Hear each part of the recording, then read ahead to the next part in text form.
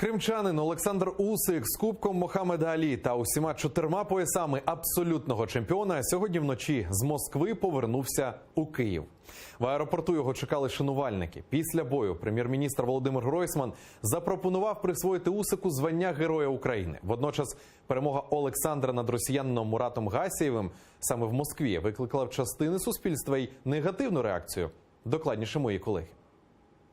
Украина, миленькая, родная, спасибо тебе за поддержку. Я домой еду с кубком и еще с поясами. Це відео Олександр Усик виклав одразу після перемоги над Муратом Гасієвим. Бій у Москві приніс українцю статус абсолютного чемпіона, пояси за всіма версіями та Кубок Мохамеда Алі. А це Олександра вже зустрічають шанувальники в аеропорту Жуляни. Чемпіон розповідає про подальші плани. Далі буде відпочинок, зустріча з дітьми. Я дітей не бачив 1,5 місяця. Слухайте, я дуже соскучився за дітками. Вдома перемога Олександра в Москві над росіянином у частини суспільства викликає захоплення. Прем'єр Володимир Гройсман пропонує навіть присвоїти Усику звання Героя України.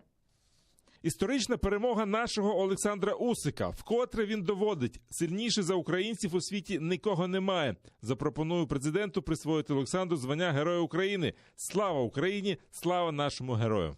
Коментує перемогу українця і президент. Жодної секунди не сумнівався, що Сашко переможе. Український гімн, який пролунав сьогодні у Москві на весь світ, це символ нашої боротьби, наближення нашої перемоги. Україна пишається тобою.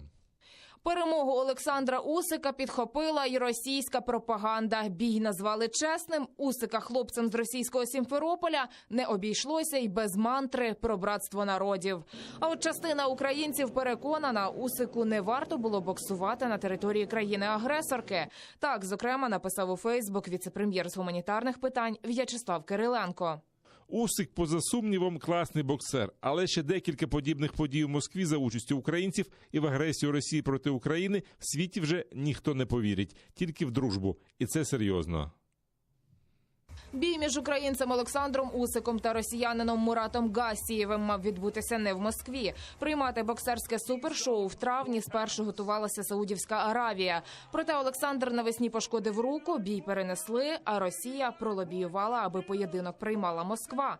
Перемога в Білокам'яній принесла боксеру одразу кілька бонусів. Він став першим володарем Кубка Мохамеда Алі, одразу 4 поясів за всіма професійними боксерськими версіями та увійшов в топ-10 боксерів світу за рейтингом BoxRec.